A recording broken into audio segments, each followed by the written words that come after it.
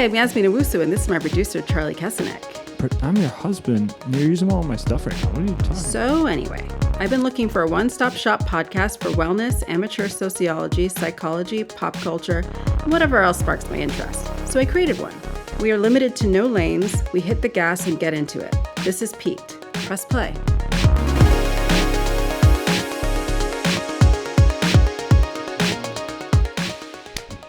Hi, Charlie. Hello, what's Welcome going to on? Peak Podcast. Thank you. This.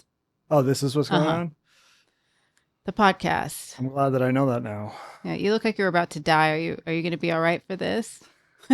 We just played tennis like less the than an hour. podcast is going on, and you went. I did? I made that face? More or less. I need to watch this You can tape see it back. in post. Oh my God. It was pretty intensely intense. Differently different.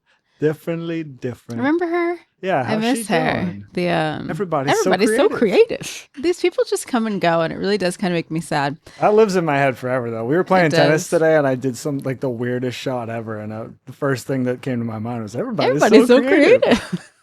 I'm like, what am I doing? Like sometimes I do think let's like whatever. Like I know I don't. It's like an annoying thing to say. Like I'm actually a really creative person. I do think like I think outside of the box. Like generally, Yeah. And that manifests really interestingly in tennis. I feel like sometimes I'll just do stuff that it's like no one should ever do this, but Yeah. in these little Yeah. like it happens in such flashes in tennis because it's like such fast reaction. Yes. But in like these flashes, I'll be like, what if I did this? And then I do it. And a lot of the time you realize why people don't do that. Yes, aerodynamics say get back in the box. You're like you're a little too out of it. Every now and then, like it works out really hilariously or miraculously. Yeah. But most of the time you're just puzzled as to.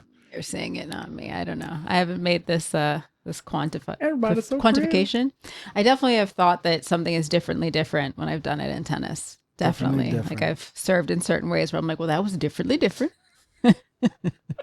But we're gonna go on your mind, on your heart, on your nerves, in your butthole, whatever it is. I've lost track of what this segment is called. It's like I've been making bread, right? And I keep like there's stretch and folds, and I've been calling them everything but that. And like lascivia, like I've been saying like rub and tugs. Don't say rub and tug. Well, I already did. I've said it. She said it publicly. This podcast is not. What for have you kids. been doing to the bread? Well, whatever it is, it's to fruition. It's working out. Yeah. But so on my mind, am I doing on my mind? No, I guess it's like, it is on my mind. It's not terribly on my nerves. It's just something interesting, but it's a little on my nerves, I guess. Okay. Let's go. So this over categorization, we've talked about that a lot on this podcast, but it's just giving things too many specific names online. And this is brought about by the fact that I don't know how familiar you are with hair part phenomena, but I guess there was a long period where Gen Z were clowning millennials for doing side parts. And granted, we did some really diabolical, like very severe side parts. I mean, you remember, there was some crazy, Oh yeah, right. And then there was also like our bangs were like a comb over, like it was nuts. Like I'll show you some pictures of like me and our friend Kate. Like our bangs were like parted to the side like a comb over. It was nuts. I don't even want to get into the eyebrows, but anyway, they were clowning us for side parts for a long time. It's middle part, whatever. And this ties into the categorization because lately Gen Z have been posting videos saying essentially, you know what's really cool now is a no part slick back. Do you know what that is? I would like to know. This is a no part slick back, otherwise known as slick back. Why would you otherwise have to? known as a ponytail or a bun. Why would you have to specify? The fact that they started putting a weird middle part in it is between them and God, right? But like, I mean, for years and years and years. I mean, what was Sade's hair, right? Did we call that? I mean, Latinas, Black people. Plenty of white people. I mean, white people were not doing ponytails with a middle part slicked back for a long time. They just like brush your hair back and put it in a ponytail, right? It's called a slick back, right? Not a slick side to side in the middle. So just because you stop doing your weird thing, it doesn't mean that it has a new name. It's insane. The thing now that they're doing it, I mean, I don't know if it's now or like a million years ago. I am a millennial and a very old one. So I'm like very behind on things a lot of the time. I'm not like reels behind. Like I'm on TikTok and stuff, but like, so there's been a thing where like they don't believe in cross bodies or whatever. For those people who are not clear. This sounds like something military. They don't believe in like crossbody straps on purses, or if you have one of those long straps that you're just supposed to put on your shoulder and let it fall over the place. I don't know. I find them really functional. I used to collect vintage Coach bags, and a lot of them are like those crossbody styles. Love it. It's great for walking around, and it's great for not getting mugged. Good stuff. They're not into it. Whatever. I don't choose what I wear based on what people who could be my kids want to wear. They shouldn't choose what they wear based on what auntie would wear, right? I never used to really think about what 40-year-old women would wear. No. Did you, when you were a kid, think about what 40-year-old men were wearing? Thinking absolutely not. Well, maybe a little, but it was like I was like, I don't know. That was just a whole other category. Maybe we used to make. I was fun like, of yeah. it. I'm like, that's just like I guess you get old and you stop caring how you look. That's kind of how I thought about it. But like also, I think this generation, like you and I are old enough to remember a time when you weren't constantly getting the feedback of yourself in a picture. It's like once every 6 months, someone would buy like a disposable camera and take pictures. And then 3 weeks later, you'd see photos of yourself from 3 weeks ago. And you'd be like, oh, wow, maybe I shouldn't wear that anymore. But like that would happen like twice a year at most. Very periodically. You know what I mean? Like you barely ever see pictures of yourself. And now these kids are seeing pictures of themselves like every 2 seconds. Yeah, so maybe there is a bit of a like hyper focus. But I do think, of course, we made fun of people like dad shoes and whatever, but there was no expectation that they would bring it up to date. Right. I thought it makes sense. They're an auntie. They wear auntie clothes. Yeah, like I never thought my aunt should like get hip to the times. Like my 50-year-old, like for what? Like I didn't expect them to like get with the times and get some bangs and a headband. It was super weird and cringe if they did. Yeah, I was like, you know what? We didn't say cringe. My grandma is not nearly twee enough. Like my grandma needs to be more hipster. Very odd. I don't know why they have that expectation of us. Of course I don't want to dress like you. I'm 44 years old. Do you think that I'm going to walk around in like jorts and knee-high boot? Like I know. Anyway, no hate to millennials who want to do that, but not all of us are going to want to do that. I have had like some of my fashion, and then there's like regular fashion. I think some of my students would be like, "You should get some really baggy jeans." I'm like, first of all, I've already done that. We did. Let's start there. But I can't imagine like talking to my dad and be like, "Dad, you know what you need is some Jinkos." Like that would be if my dad showed up in Jinkos. Remember when skinny jeans were a thing, and you're like, you're trying to get your dad in some skinnies? I would scream. If I saw that. God forbid. If he was wearing some like Dominican skinny jeans. Oh my God. Good Lord. So the crossbody thing. I'm trying to say a little bit on task. Definitely. I feel like they're going to clown us about this crossbody thing until they decide to just recognize that it's functional. And then they'll start being like, I'm really into diagonal straps. Like they'll give it some fucking weird name. Like it's not something that just has always existed. They are going to do that. Well, let's move on to you. What? Oh, I'm just checking. I think technical thing.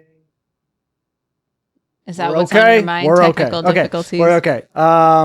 Yeah. Technical things. No, okay. On my mind? Yeah. Me? Yes. We're doing me now? What's happening? I don't know. Okay, back in the zone. All right, what's on my mind? In the zone for the first time, I would say. Yeah. Maybe the third coffee was a bad idea. Just kidding. Lock in. I'm here. That said, on my mind is a bit nebulous, so allow me to wax poetic. Spit it out. So yeah, I am a music teacher, as has been discussed on this podcast before. Mm-hmm. And so all day I think about learning things and how to learn things, and that forces me to reflect on all the practicing and all the learning that I've done over the course of my life. Yes. And it's like, constantly dawning on me how stupid it is to like have this ego about practicing at all times. Like I'm always having these expectations, and there's always this like panic involved in practice. And it's like, I can't believe that I've spent so much time doing it the wrong way, doing it with this panic about like practicing so that I would be perceived in a certain way, or like working on music in such a way that it like is always thinking about how I'll come off to other people, right? I guess it's just like I'm doing things.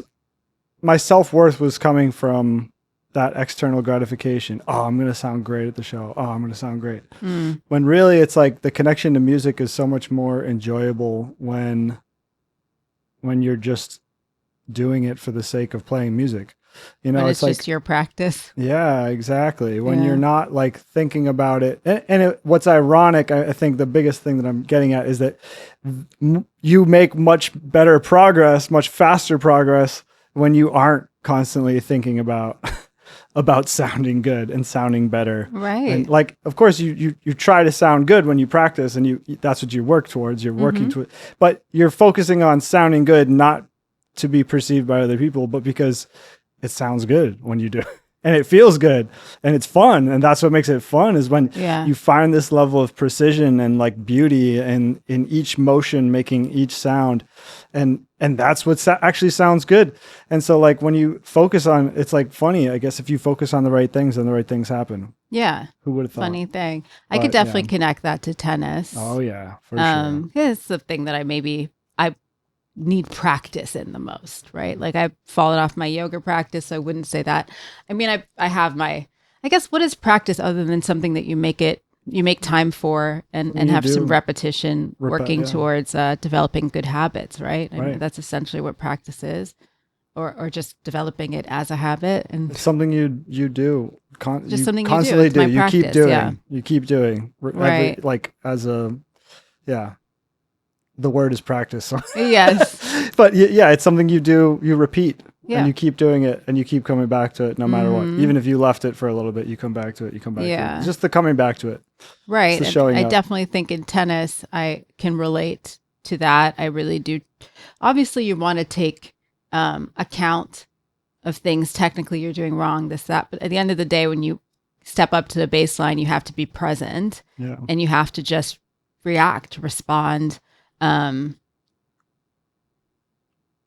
Yeah. I mean, use what you have, right? Right. If you're thinking the whole time about, what it looks like externally or like how well you should be hitting, you've already missed. well, 100%. So And there's that. I think I feel that same thing in tennis too, which is hilarious because it's like with music, at least, like that is my life and my Right, profession. right. So it's like, I do have a level of like know. a pretty high level of expertise in it. With tennis, it's like, I started playing this 4 years ago. I'm not an athlete. Like, I know. Like I It's only hilarious. I only started being able to like actually serve. Like, Yeah. and even my serve motion's not perfect. So like to act as though that I have some expectation that I'm like Sabalenka is like I know. an insane amount of ego. That's yeah, and right. So it's like so funny when I get into that like self-worth mentality with tennis, because it's so far from reality. Well, we're not going to make it. If we tie up our gonna happen. self-worth and how good or not good we are at tennis, we're Gonna be cooked, low, bro. cooked. Absolutely. We're not going pro anytime soon. Although I Oh, do try not to I might. apply realistic thinking to things. That's true. I'm also realizing we left the AC on. Yeah, it's gonna be some noise. It's all good. I'm very glad it we've got turned off now. We've got tools for that. Okay, great. I did have bad audio last week, so 2 weeks. Killing it. fine.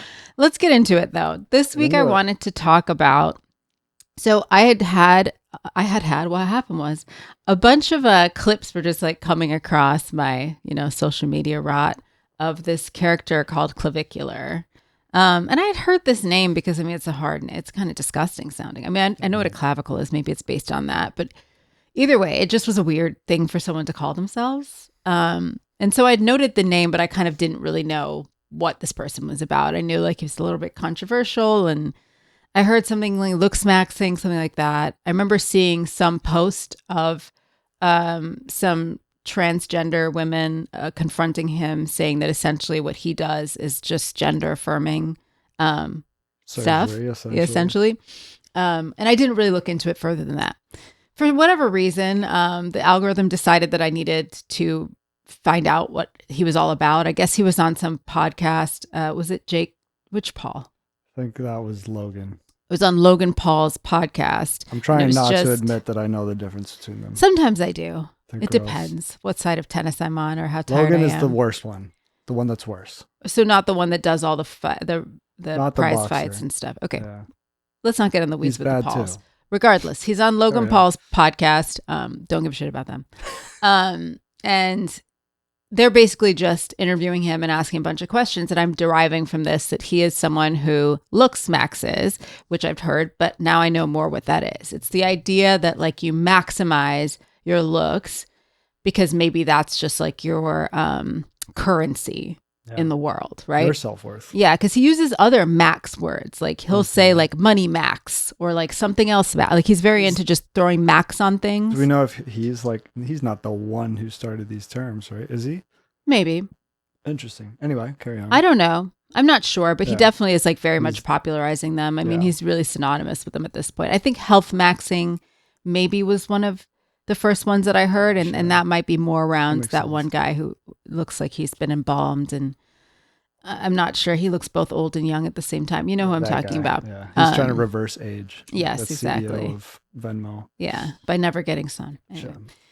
So listening to him just basically talk about his looks and looks in general and this like very not scientific. I don't want to say that because a lot of what he's saying is nonsense, but it's about considering someone attractive or not attractive based on just really clinical symmetry, right? Right. So he would talk about the, the distance between your eyes and whatever. And I mean, he called Sydney Sweeney deformed because she has like very pronounced eye sockets or something like that. Never been the one who thinks like she's got the, most lethal face card, but deformed is a lot. Also, like, I don't know that a lot of us would find this person to be necessarily a slam dunk 10, right? But I'm trying to just go by his logic, right? Yeah, if it's just about how symmetrical your face is and, there's nothing really overly offensive, then okay. And it made me just kind of think about like, well, what's our relationship to our looks? Like what is that to us in our lives? Like, where do we think we fall in all of that? Do we care where we fall in all of that? Yeah. And I guess I just kind of wanted to get into it that way. So rate yourself. I mean, I'm kind of kidding, but yikes. Yeah. Not going to do that. Yeah. I mean, it's super weird. The Looksmaxx thing is very, very weird. I mean, him doing what we call bone smashing. That really caught my attention. If you're not familiar, so when he was a little bit younger, this clavicular character, by the way, he's very young. I mean, he's in his, I think, early 20s, no older than 26, probably younger than that. But I think he was just doing it with a hammer back then. Now he has some kind of contraption. But he would essentially like tap on his bones until he would like bruise and stuff. And I think the thought process was like, maybe the bone would like over calcify or something and create like a more exaggerated jaw, whatever, what have you.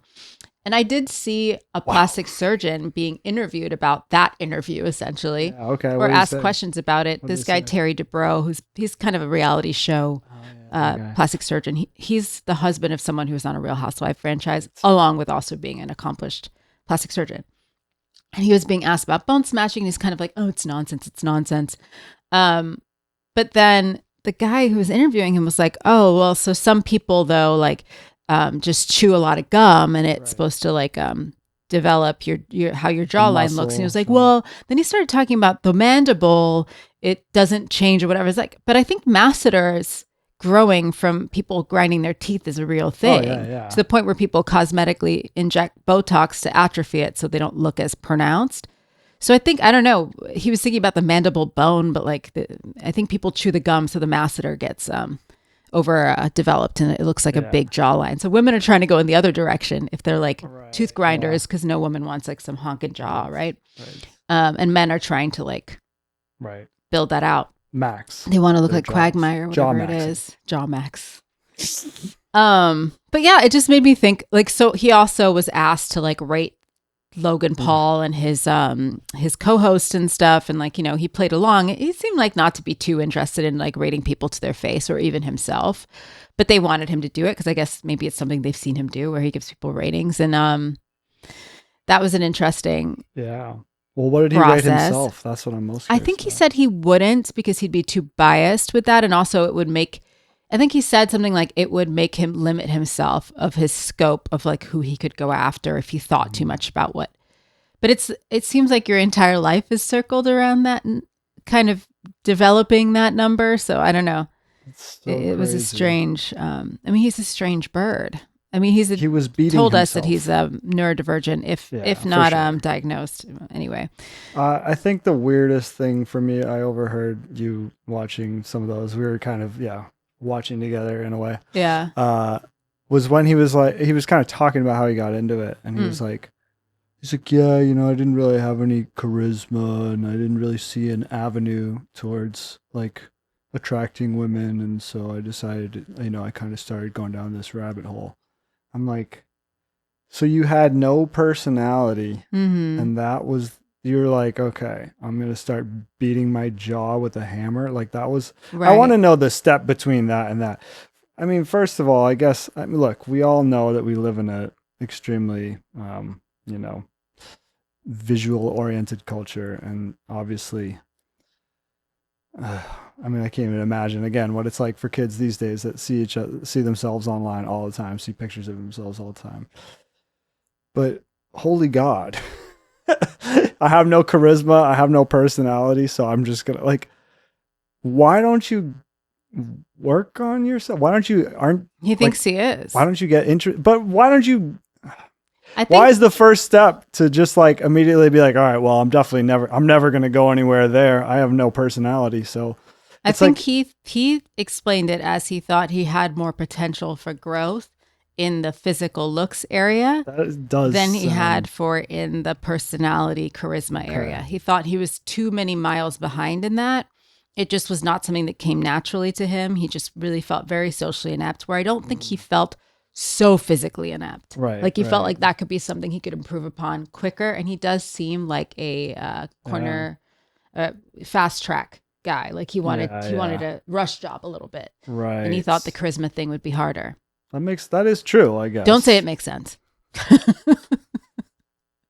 I mean, I need you to stay out of the asylum with me here. Yeah. I can see how a young, impressionable mind would think that way. Well, it is a long game. Like charisma is a long game. Like, isn't that what certain people who in high school are really, overweight, bullied, whatever, and they become really funny and really gregarious? Aren't true. they deciding that it probably is more realistic for them to develop their personality than to try to look like the jock and the right? That's if they're like true. a guy and they're 5'2", 280 pounds, well, I don't know. What's a fat guy? I don't even know. That would be a lot. Okay. Pushing a tray. Depending. Like pushing 300. I don't know. Yeah. Weight is so weird to me. It's so nebulous. Like whatever. There are girls who are like my height and weigh like 10 pounds more than me and they look like super thin. I don't really understand how weight works. It's weird. One way or the other. If there's this guy and he's, short, not terribly gifted in the face, like he's probably like, okay, well, I could be funny and that's how I could get, girls, because that seems like a shorter distance, right? Yeah. So I guess this probably neurodivergent. I'm guessing on the spectrum. I think he's guessing on the spectrum at this point. Man who does not believe he, can be very social very easily, and it would take a lot. I mean, it would take like a love on the spectrum amount of coaching probably to get him to the middle. And that's to get him to socialize normally. Right. So then asking him to be extremely charismatic where he's going to get, women who he believes are above his status, I guess I'm just like, I hope he's approached that side of things somewhat too. Wow. It doesn't seem that way. He was just like, nope to that. Like, he's like all good there. Yeah. He's like, I'll do everything else, and like, he seemed to be like, I'll be down to money max. Like, I'll be down to like, whatever. He's got a bunch of maxing that he wants to talk about. Yeah, I think this is one of the most disappointing things about being a human in 2026 to me is that like, how little it's a high bar of what's the most disappointing thing. Well, fair enough. My goodness. I think how little our culture cares about personality anymore is really, really sad to me. Yeah, I mean, I would take it further to say how much our culture cares about excellence. Yeah, right. I think, I talked a lot in my last episode about how the Kevin Hart roast and just watching. I mean, I won't even say the comedians who told those jokes. I mean, the writers who wrote a lot of the jokes that were just so hacky and just plain gross. It's just this touting of mediocrity, Right. you know, and this strangling of culture just to bring down the average so it feels accessible to everybody. Yeah. I mean, it happens in food. It happens, you know what I mean? You go to a Right. restaurant, it's because people have Oh my bad God. taste. Everyone's bringing their Yes. average down. They're just like, how can I sell it to more people? They're doing it with Mm. music. You as a musician know more than anybody. It's in every area. It's not in personality only. It's in every area. It's like Right. if we can bring everything down to an accessible way that we can all feel good at it, it's like our entire culture has become a participation prize. Right. And you, like you said, this guy was like, what's the fastest way? What's the path of what's Most the accessible. Yeah. What's the quickest way? Mhm. Not the Path best of way. least What's resistance. the quickest way that I can do this?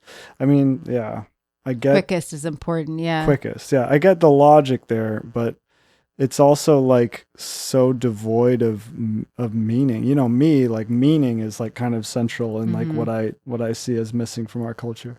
And so it's like no one thinks about what would be the path that would make my life feel the most meaningful. The most fulfilling. The most fulfilling. Right. I think fulfilling, yeah. We're No, fulfilled by I'm just meaning, extending. right? Yeah, yeah, I'm No, correcting. I'm just, I'm like marrying, the Yeah. words. I think. No, I'm just. No, I'm just. No, I'm just. not. I'm not. No, I'm. Yeah. People love that. So yeah, I don't know.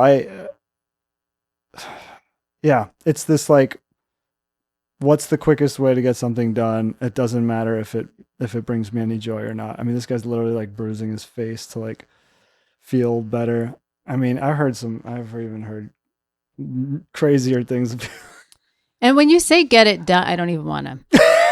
When you say get it done, it is just fitting in. Right. So it's not becoming the most excellent, the most, had so many experiences that have enriched you, like have fallen down a million times and gotten up stronger. It's just fitting in. Right. Like no one cares about being interesting. They just want to like succeed or be popular or whatever.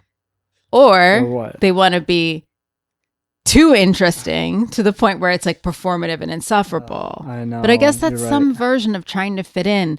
I think a lot of the problem, if in my opinion, is you need to really look left to right in the room you're in before you decide whether you want to fit in it. Seriously. You know what I mean? That's exactly it. I think a lot of the directions that our society and, media and social media is going in, I think it might be a good idea to try to diverge and not to try to fit yourself into it. And it's like, if you're to be considered attractive requires that you smash your bones, maybe we find something else to validate us. Right. And by the way, it doesn't require that. I just challenge how much we're focusing on physical symmetry for attraction, because I just don't know that that's really been historically a thing, right? I think we all have our own things that we find really appealing, and some of them are just like really aesthetic, right? But I think it's not really, you can take out a measuring tape and see how far your nose is from you, this and that. He's really getting in the weeds with this stuff. I mean, seriously. As much as like he was like talking about like Logan being like what did he call him? Like a 6 point something? Yeah, something like that. And I thought that was kind of a fair rating. Pretty fair. Yeah. I mean, I understand the metric, right? So like Logan is like he's almost 30 or something like that. 30s, Yeah. I think he's like a 30, low 30s. He's not very old. He's like 33 or something like that. So already in our society, that's like you're losing points for age, right? Because extreme youth is like, of course, the gold standard. And then whatever, he's losing some hair. There's stuff, right? Yeah. But do we think that clavicular and Logan Paul do you think that Logan has less marketability to women than clavicular? Definitely not. That's the thing. But he would say, well, you get charisma points or you're charisma maxing or something like that. But I'm like, I think it's kind of more. It's the whole thing. You know what I mean? Yeah. And I just don't think he can smash his bones into being rawly attractive to people. I think there's something desperate about what he's doing, and desperation is extremely unattractive. Exactly. I'm like, do you realize that, like, it's like, I guess, sure, maybe you want to like date and be with lots of people, but like eventually you're going to want to probably be with someone for a while if you don't want to be like horribly lonely. And when that happens, like you do realize this person is going to have to live with you. Yeah. And they're probably not going to want to do that for very long. They're going to get to know you. They get to know you and you have zero charisma. And exactly like you said, you're so desperate that you're constantly looking at your face in the mirror, like wondering when you'll have to beat yourself again. I don't know. Right. It's really no different from like people who decide to have a transactional thing, right? Yeah. And they decide, I'm just going to have so much money. I'm not going to be more physically attractive. I'm not going to be nicer. I'm just going to be really rich. And the woman or the man who I deal with is going to deal with that, right? Yeah. Because they have the life and they're set up and whatever. And, you know, that's one way to live.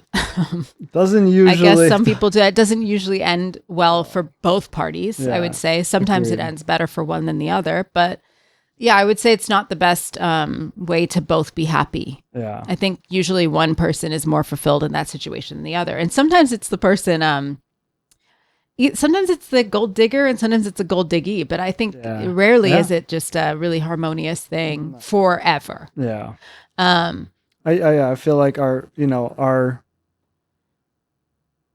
meaning making, right? Our like, or our purpose barometer is basically it's been hijacked by like advertising and economic, like by PR firms. And it's like, literally, we know this to be true. Like, for years and years now, we're at like half a century of ad agencies exploiting psychology to like try to manipulate people into purchasing things. Yeah. And I think no one thought about the byproduct of that being that our psychology is now like, we're basing our actual values on that stuff. So to such an extent that it's changing us and making us really different and really weird. Differently different?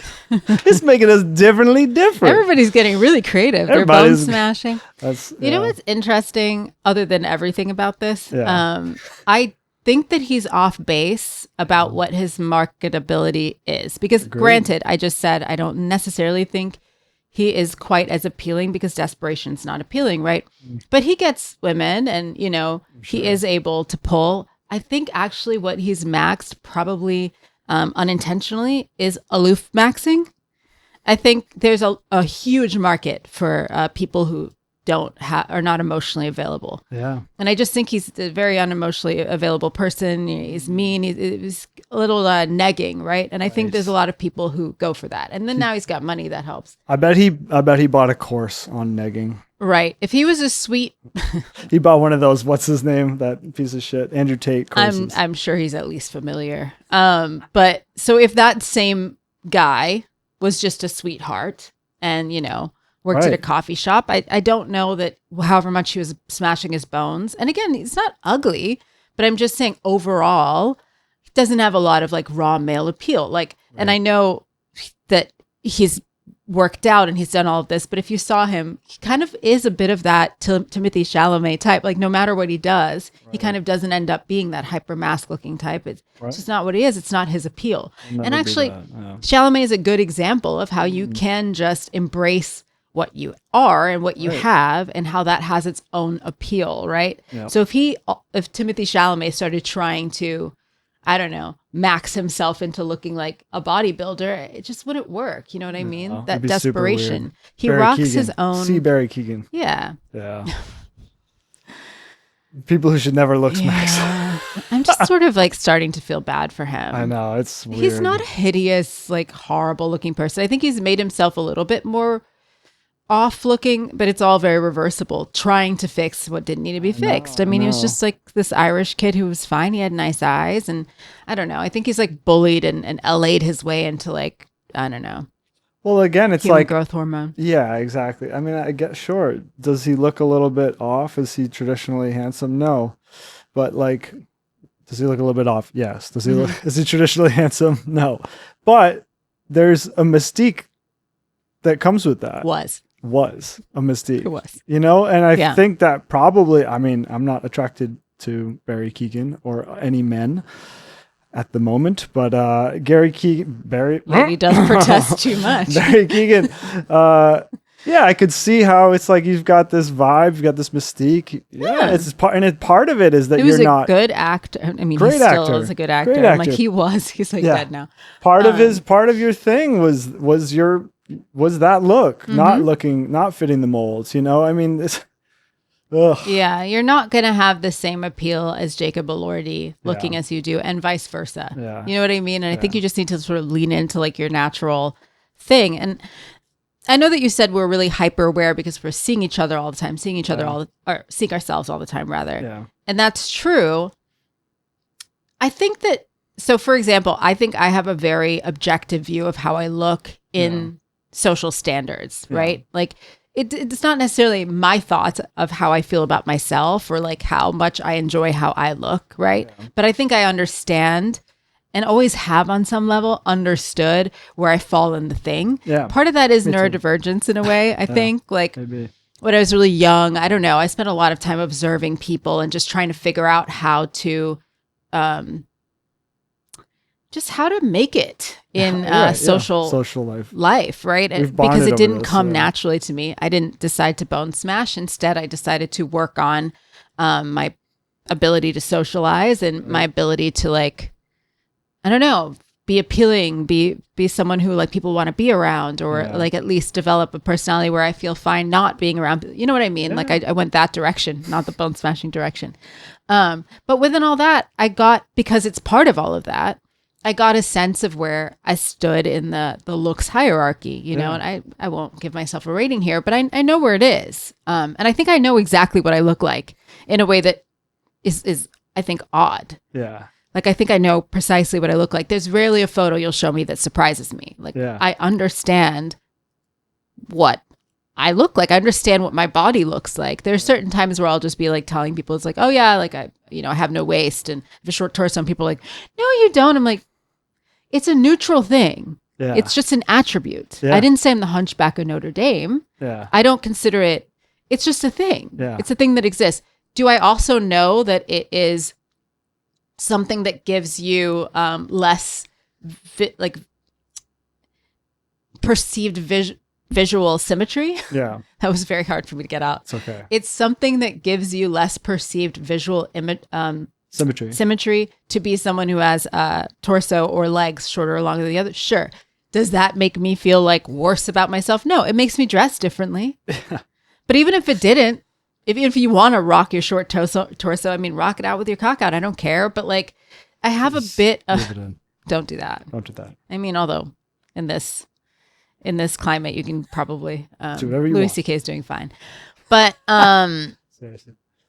Sorry. I'm neutral about, like, I have a neutrality about that stuff. I wouldn't say I'm 100% body neutral. No, like there are things I want to change. There are things that I don't particularly like. There are things that fit in the norms that I want to fit into. And I'm sure a lot of that is programming. But I think I have an understanding of where I fall on things. I really do. Yeah. How do you feel in that area? Yeah, I feel similarly. I think I know where I stand pretty well. I don't think you do. No? No, I think that you struck me when I met you as someone who every girl knew that is better looking than they think they are. And it's a little like, a little in. I don't know. I think you're wrong. I think I think I'm not. get by on a little bit of Riz. Got a little bit. You do have Riz, that's true. I don't do that. No, but seriously, I mean, really want to cut that out. Like, I'm like horrified. We can. I don't know. I mean, I just like when I was dating, I think like I'm still processing egg. when I was dating, I always felt like I was never like getting an immediate reaction from women. It was like, hi, how you doing? And then it was like over time, all right, I could wear them down. No, I'm just kidding. I could charm people, you know, but I don't think I've ever experienced like I walk in a room and a girl's We've talked about this like, in our looking at me. relationship Like, I don't think episode where I think you're a little bit blind to some of it, though. it's possible. Yeah, I think you don't For sure. notice sometimes when you are having that effect. And Tell I think me more. girls get nervous too, but Yeah. there was someone that I worked with that I crushed on. Like there's things like, and I But think in a work environment, it's like I get to say more to you than I would. right, but it was early on. I don't know. I think I'm not saying you're every single person's cup of tea. There's things that people have. Some people don't like blondes, but you know what I mean. I was pretty in my bag in that moment. I was feeling pretty confident at that moment. Maybe I was just exuding confidence and independence. Yeah, I mean, less now that you're trying to talk yourself out of being attractive, but I don't know. I'm like, again, I think I don't think I'm ugly, but I definitely, yeah. I think you are more just aesthetically handsome than you think you are. I'm not trying to say, you know, 10 out of 10. Like to me, yes. That's entirely possible. I'm definitely extremely critical of myself in every avenue and arena possible. So you're a German Virgo.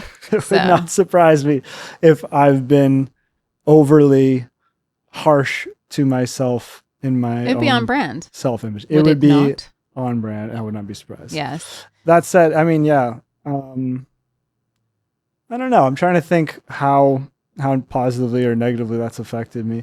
I think it's probably mostly positively affected me in that, but I don't know. Okay, so we were talking about this earlier before the podcast, which is like,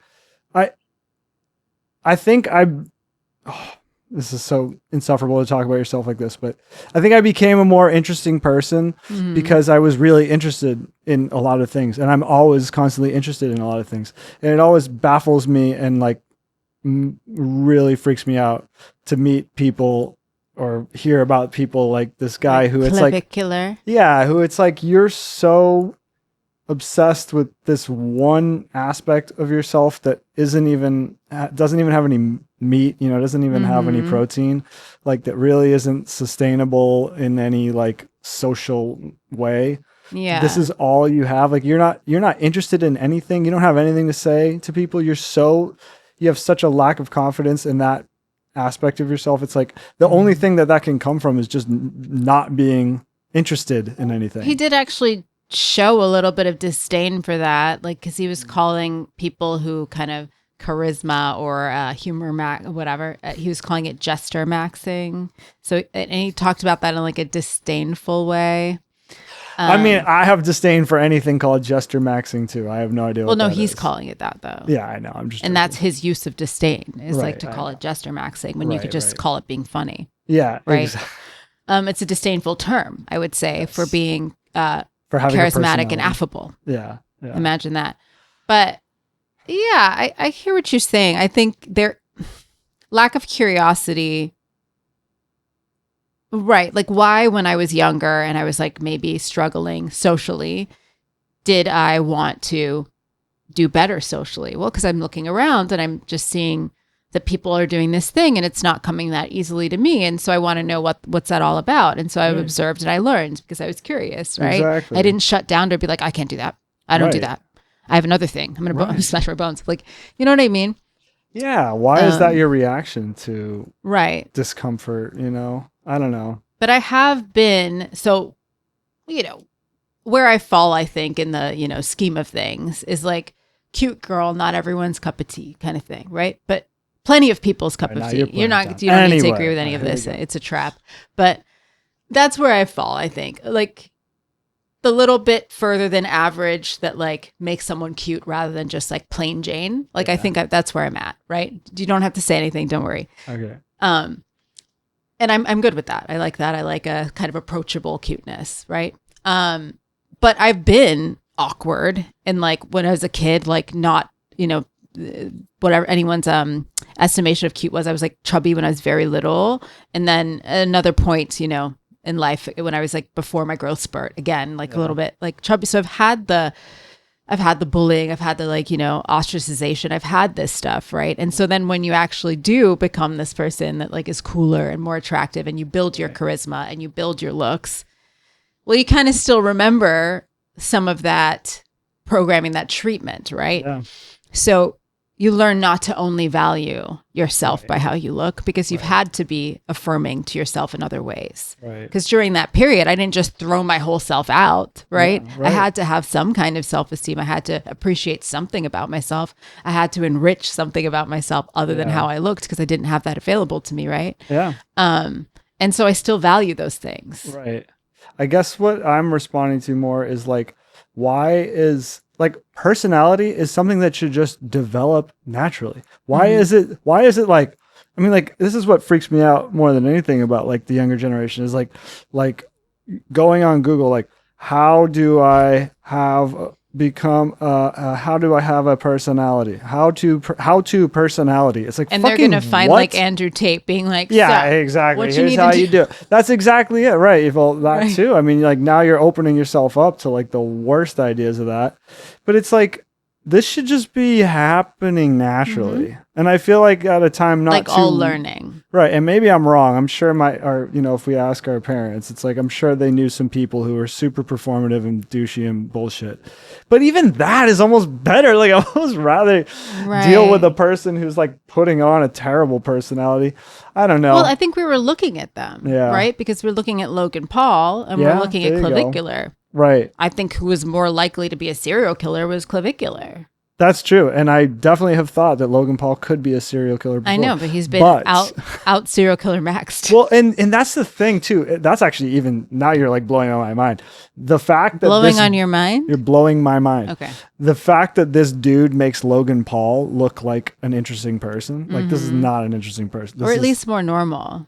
he's definitely more normal, but I'm just saying, like, this guy is insufferable. But if my options are like door A, door B, who are you going to like have a drink with? Like, it's going to be Logan Paul every Yeah. time. I don't want to be anywhere near that guy. Bone smashing McGee He over feels here. like someone who'd be up to some Dahmer activities. Like, that's what Exactly. he feels like to me. Right. And like Logan Paul just seems like roofie activities. You know what I mean? Yes. And the Which fact that Dahmer also did, but he Also, did some yeah. other extracurriculars that were like a little bit more esoteric. yeah. Anyway. But yeah, I don't know. It's just weird to me. It's like, it's terrifying to me that our culture is in any way rewarding either of those people. But it's just like, it's crazy maybe this is just like getting older. It's just like watching things get weirder and weirder, and you're just like, oh my God, because like, You don't know how you got here. because how am I looking at Logan Paul being like, well, thank God we've got that guy in a world with clavicular. Thank God we have Logan Right. Paul. It's like, no, it's like my nightmare is Logan Paul. Well, I just watched like a Fran Lebowitz interview where she was just talking. I don't know who she was being interviewed by. I think it was, doesn't matter. Let me not get in the weeds for fucking once. It doesn't matter. Fran Lebowitz was being interviewed. It doesn't even matter that it's her. Basically, she was talking about how like we've kind of like devolved into this Trump being a leader, and it's Right. like the start was like Reagan, she thought was like the dumbest person who could ever be in office, right? She's like, he's so like dumb as a rock, and we yeah. thought there can be no one stupider than him. Yep. And then you get W, right? Yep. And you're like, well, God, Oh my let's be God. real, no one's gonna be dumber than W, and now you have this guy, right? And so it's like it's a de-evolution in a bit, Wild. devolving. It's really wild. And you just, I don't know. I think it's what we were talking about before, where this is not new, because I mean, I've read, like, it's Dostoevsky was writing about this kind of thing. And Rand, you know, I'm not the biggest fan of her rhetoric, but like she was sort of writing about this idea of like Content alone. that people try to bring down the average to place themselves as mediocre people on top. It's like they want to devalue excellence Yes. so that they can elevate themselves, even Yeah. though they know themselves to be mediocre and they don't want to better themselves in any way. Right. Absolutely. So I think people who do not care to excel at things, do not care to be better, do not care to improve themselves, do not care to improve other people's lives, the world, they're trying to make that the norm. Yep. So that they are not outliers in their mediocrity. Right. That brings up a number of things for me. And God, I don't even know. We need another hour for this. But yeah, like that just brings up the thing that is perpetually on my nerves and my mind, and which is the AI thing, the AI music thing, which is so maddening, because it's like, that's exactly it. It's like, what's the point in making, like, you're not actually making anything, you're just typing a prompt in, and I guess the idea is you're tailoring music to your taste or whatever, but you don't actually really have any control over it. You're just saying some descriptive words. You don't really have control over what comes out. the actual product, right? Yeah. The actual thing that happens. I mean, you know, for me, when I talk about music, it's like 99% of how I'm going to react to a song is vibe. It has nothing to do with genre. Sure. It's vibe. And vibe is the sum total of the genre, the influence, the instruments, the tones of the instruments, the things they use to record it, the way it's mixed, the fucking everything. That's personality. That's what like comes Yes. out when Well, genre- all those things come together. Genre is generally attributed to things posthumously. Right, For exactly. a reason. It's like categorizing after the fact, grouping after the fact, sometimes erroneously grouping things Right. together that don't necessarily belong together, even because of geography. Yeah. Something will be called a genre Right, of music right. because it developed in an area and it's like it's completely not even, what's it called? Cohesive. Right. And, So it's a little misleading genre in general. Right. But so like people are, it's like, I don't understand why anybody would want to do it when it's like there's no excellence involved, like you're saying, you know? Right. I and mean- so that's, sorry, you go ahead. Sorry, finish. Yeah, that's what you're saying, right? It's like people are bringing down the average so that they can feel like they accomplished something. Yeah. But it's such an empty feeling of like there is no accomplishment there. Mhm. So I guess Well- it's this facsimile of accomplishment. What you're missing is it's laziness. Yeah, exactly. Right? They're doing a lazy thing. So we're like, well, why would you do it that way? Laziness. Yeah. But again, to come back to what we said earlier, it's like what they don't understand is they're looking for fulfillment and they're looking for meaning. And it's like this flash, I guess, of that feeling maybe when they hear their like bullshit AI prompt song. It's like, oh, wow, there it is. I made this. And it's like, Yeah. but then like, how long does that last? Literally like the first fucking 20 seconds of the song. And then you're probably bored of it because it probably sucks anyway. Yeah. I keep thinking there's like something missing in what you're saying. And I think it's What that. is it? Yeah. So when I said it was laziness, right? Right. And you're saying they're looking for fulfillment, but they're not going to find it in this. I think your thing, my thing, Yeah. is we believe that's true and we believe that's possible. I Right. think there are a lot of people with very nihilistic worldview. Here we go again. Right. And they don't actually think there's fulfillment to be had. Right. They think there is At all. fitting in, winning, getting at the top of a totem pole. The idea of this fulfillment, they think that's all very rigged and very not possible for them. So what they're going to do is just try to get whatever they can, right? Yeah, you're right. They're going to try to grab whatever they can the easiest way possible. Totally. And interestingly, that lines up really well with people who are similarly just trying to be crazy greed monsters. So in the case of the AI That's what I was thing, you thinking have too. people who want to make AI music because they're lazy and it's the easiest way possible. Then you have big money guy being like, totally, we don't want to pay artists and we don't want to like have these like, nebulous musicians who are talented, like being in charge of their own shit. Like, so let's just get something easy to control, easy to crank out. You can replace anybody very quickly, Yeah. and that works for them. It's very cheap labor. Yeah. Right? Well, now you're bringing me to what my next point was going to be, which is that the twist to the Ayn Rand thing, the leaders of industry against the proletariat that are just like lazy and are trying to rewrite narratives about things and make mediocrity more important than people who actually Yes. build things. Well, now all of our leaders of industry are billionaires based on like tech and weird They don't make twisted anything. things. They're not actually making anything. So it's like the billionaires are the mediocre people trying to sell you mediocrity and in the sense of like At a premium. a mediocre like idea of fulfillment and I guess whatever. They're trying to sell you an existence that is mediocre. They're trying to sell you that as the ultimate reality. So that explains how you would get a clavicular It does. that is like, well, if I can just smash my face to the point where it's not offensive, and it looks like passably a man, that should be good. Yeah. Right. Oh my God. You know what I'm saying? And Yeah. it's like, I think a lot of us, like you and me, were like, well, I want to be healthy. I want to live a long time, and it's like, if I get some sun Yeah. and along with it comes some crow's feet, well, I got the sun, Yeah. and I got Right. outside a little bit. It's like, I'm not going to like, not play tennis because I'm worried about, I don't know, whatever, a varicose vein or two. Like, I want to live my life. And if Right. that shows up on my physicality, I'll live with that. You know what I Yeah, mean? it's And the I think there's a opposite little thing. bit of like people, Yeah. Damn. Let's do it. Damn. So what's your rating? What do you give yourself? Oh, I would say like 9.9.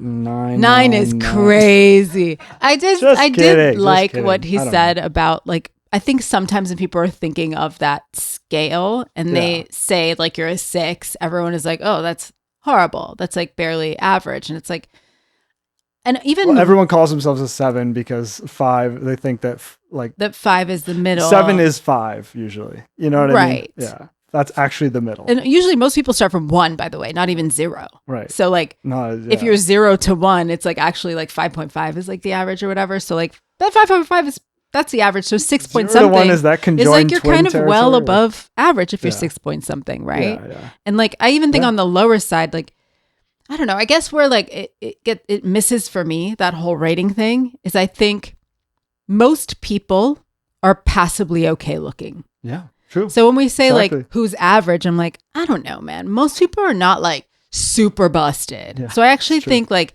average is pretty good looking. Yeah. Right? Yeah. Agreed. Like I just think about if I was sitting on a subway car when I used to live in like New York, right? I'm sitting because that's what I don't really see anybody, man, whatever. If I'm in a bar in Austin or whatever, and I look left to right, most people are not like jump scare. Most people look fine. You might not, it might not be super memorable. So like most people are 5s. Yeah. So if you're above that, I mean, that's pretty fucking good. That means like you're better looking than most people. I think if you're like a 6.5 and you're on a train, you're the best looking person on that train. Yeah. So I like, probably am a 6. I'm down. I disagree. But yeah, either way. Anyway. We're going to disagree on each other.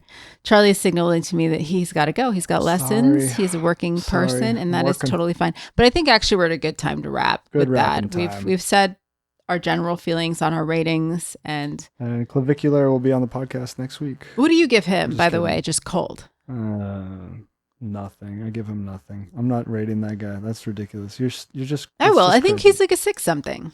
Yeah, probably. So it's interesting. It's very similar to what he gave Logan Paul. Yeah. Right. I think he's a 6 something. Yeah. Not super notable, but I think just attractive enough that you wouldn't just call him right in the middle. I also think like your vibe and your attitude and the things that make you show up in your eyes and on your face a little bit. A lot bit. Yeah. They really change how you look. So it's like you may be symmetrical, but you're there's nothing in the eyes, true. buddy. So it's like, I don't know. True. I think we all started to feel like Blake Lively started to be uglier after this whole thing went down, right? Like, I think that does happen. Like, but I will let you go. And this is a fun combo. This is good. Yeah. All right. Peeked out. Good. I'm going to ask you to not rap for us. Let's just go. Yeah, I'm out. Goodbye. See ya.